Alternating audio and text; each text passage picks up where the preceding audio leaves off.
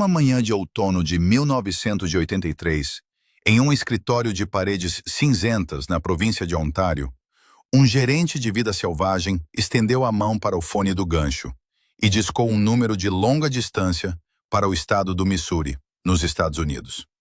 Ele não estava ligando para pedir financiamento governamental, nem buscava conselhos técnicos sobre gestão de crises. O pedido foi de uma simplicidade que beirava o absurdo.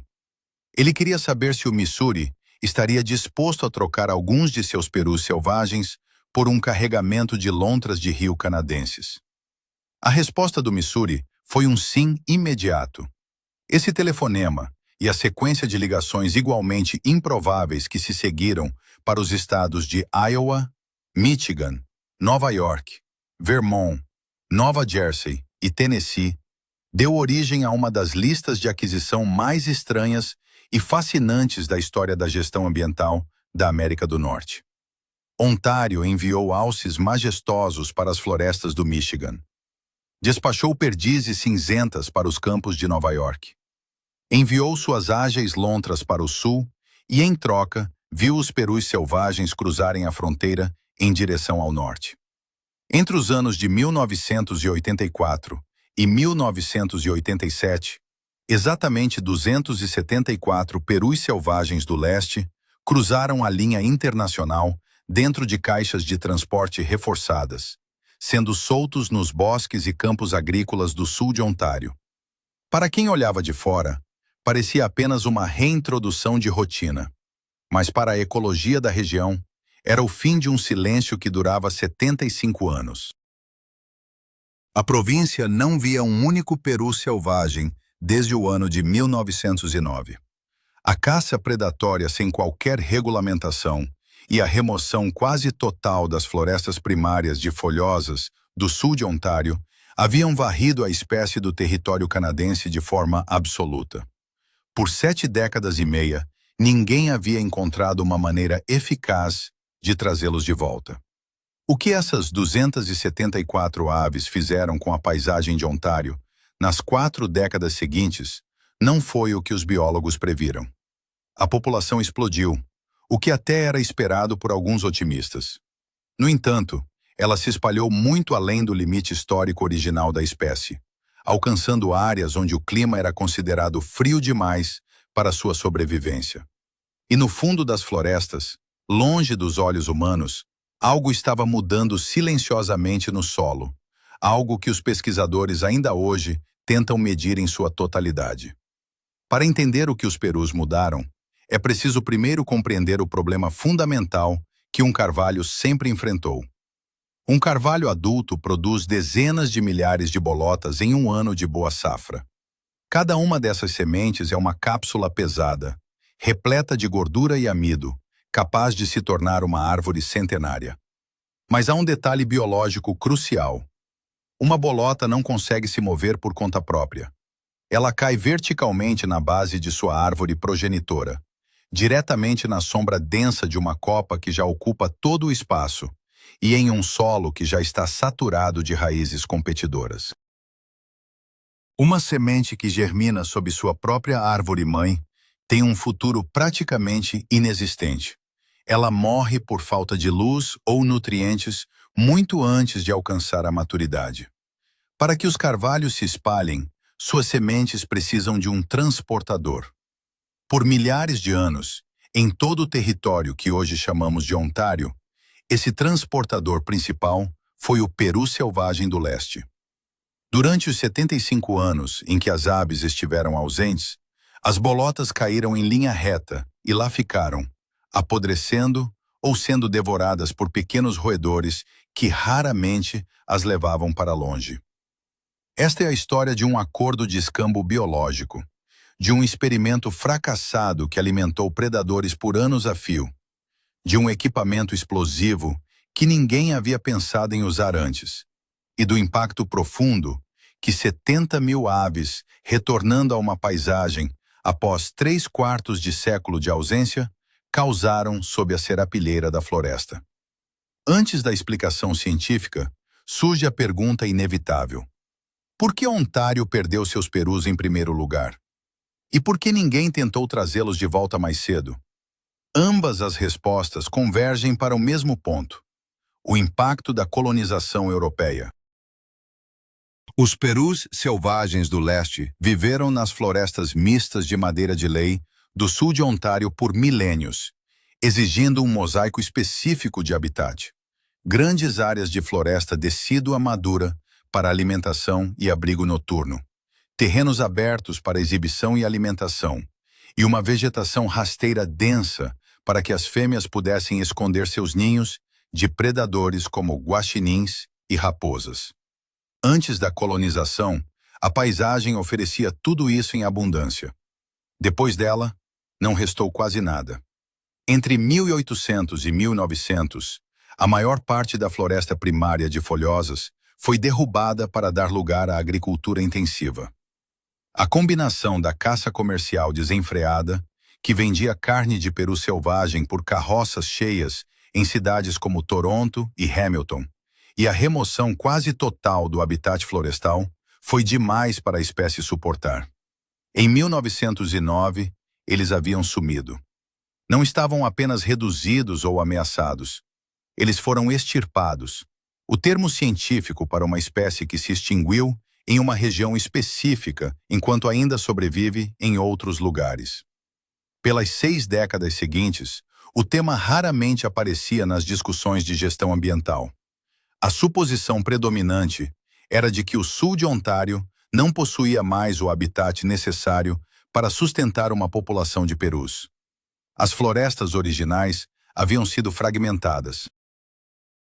Acreditava-se que as aves precisavam de selva intocada, e a paisagem ao redor das cidades em crescimento não era selva. Era uma colcha de retalhos de fazendas, florestas secundárias em recuperação e subdivisões residenciais. Ninguém acreditava que os perus poderiam usar esse novo mundo.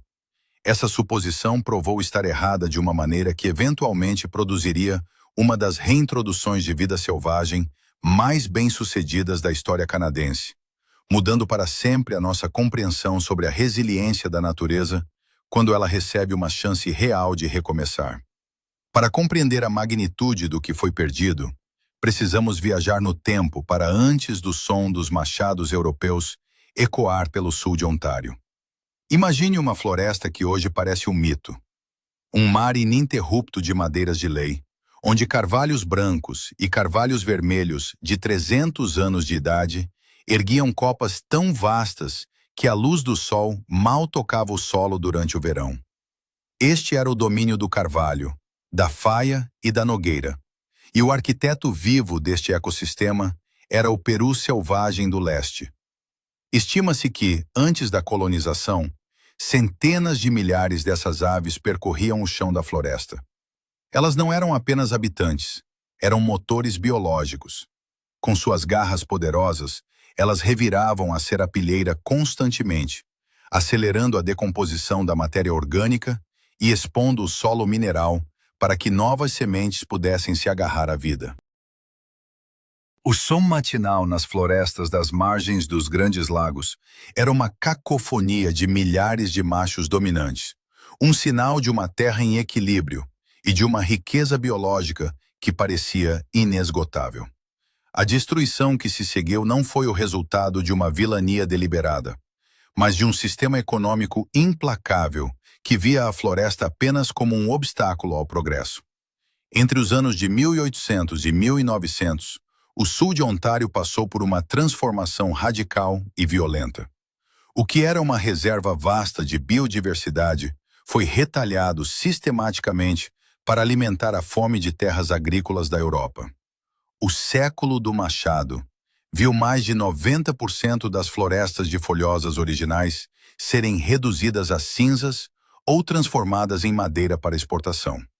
À medida que as árvores caíam, o habitat dos perus encolhia de forma letal.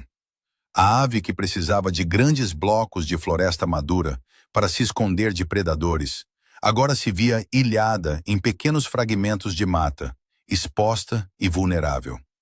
Simultaneamente, a caça comercial transformou a vida selvagem em uma mercadoria barata.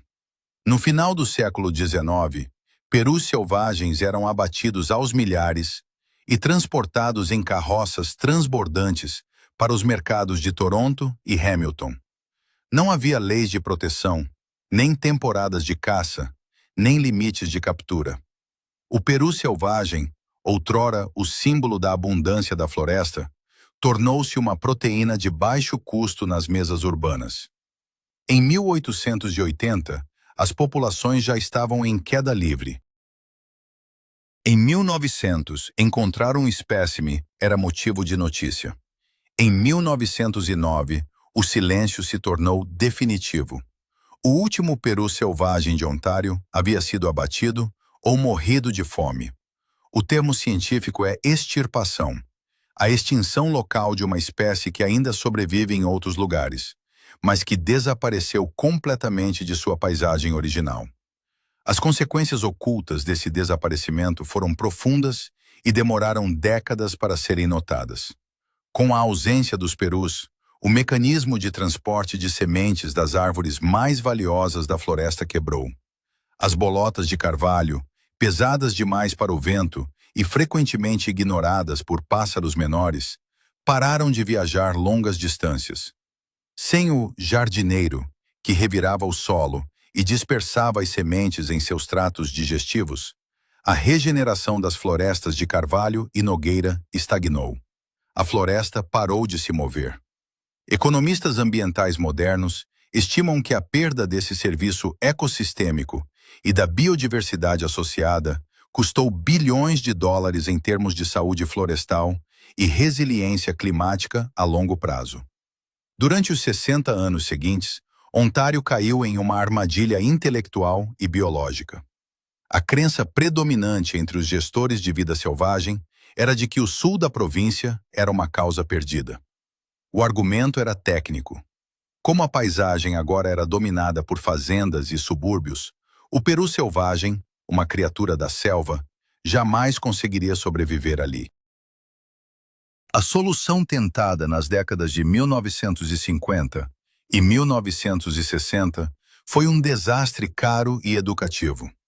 Milhares de aves foram criadas em cativeiro, alimentadas por mãos humanas e depois soltas na natureza. O resultado foi uma carnificina sistemática. Essas aves, embora geneticamente perus, não possuíam a cultura da sobrevivência. Elas não sabiam que uma raposa era um perigo. Elas não sabiam como encontrar abrigo contra a neve. Elas procuravam humanos para se alimentar e acabavam atropeladas ou devoradas em poucos dias. Este era o ponto de crise máxima. O habitat era considerado insuficiente, e as aves criadas pelo homem eram biologicamente incapazes de se adaptar. Parecia que o ciclo do carvalho e do peru em Ontário havia sido quebrado para sempre pela arrogância e pelo erro de cálculo humano. A reviravolta que mudaria o destino das florestas de Ontário não começou em um laboratório de alta tecnologia, mas sim em uma mesa de negociações que lembrava os antigos sistemas de escambo da fronteira. No início da década de 1980, formou-se uma coalizão improvável. Cientistas do Ministério de Recursos Naturais, ambientalistas fervorosos e, talvez o mais surpreendente para o público leigo, grupos de caçadores da Federação de Pescadores e Caçadores de Ontário. Enquanto muitos poderiam imaginar esses grupos em lados opostos, eles compartilhavam uma visão comum. Para os biólogos, era a restauração de uma função ecológica perdida. Para os caçadores, era a chance de trazer de volta uma espécie icônica que seus avós haviam visto desaparecer. O financiamento seguiu essa união. Dos $120 mil necessários para o primeiro ano do projeto, o governo provincial contribuiu com apenas 20 mil.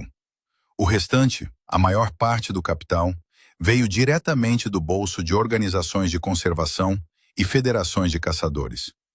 O ponto de ruptura com o passado foi a compreensão de que a genética não era o único fator em jogo. As tentativas anteriores de usar aves criadas em incubadoras falharam porque o comportamento não está codificado apenas no ácido desoxirribonucleico. Ele é transmitido socialmente. O conhecimento de como sobreviver, como identificar a sombra de um falcão peregrino, como encontrar água sob a neve profunda ou como evitar uma raposa, era uma cultura que as aves de granja simplesmente não possuíam. A solução veio na forma de uma ferramenta rústica, porém revolucionária: o canhão de rede. Este dispositivo usava uma pequena carga explosiva para disparar uma rede pesada sobre um bando inteiro de perus selvagens em frações de segundo. Ao capturar grupos sociais inteiros na natureza profunda dos Estados Unidos, os pesquisadores não estavam apenas transportando aves. Eles estavam transportando uma estrutura social e um manual de sobrevivência vivo. Em março de 1984, nas matas de Bacchus Woods, no condado de Norfolk, os primeiros 27 perus vindos do Missouri foram libertados. O pesquisador e gestor de vida selvagem, que coordenava a soltura, observou as aves saírem das caixas com uma cautela que as aves de cativeiro nunca demonstraram. Elas não caminharam em direção às estradas em busca de humanos. Elas mergulharam instantaneamente na proteção da vegetação densa. E aqui reside a primeira grande surpresa que desafiou os modelos científicos da época.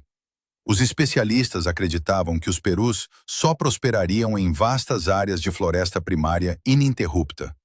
No entanto, as aves que chegaram de Iowa, Michigan e Missouri mostraram uma adaptabilidade extraordinária.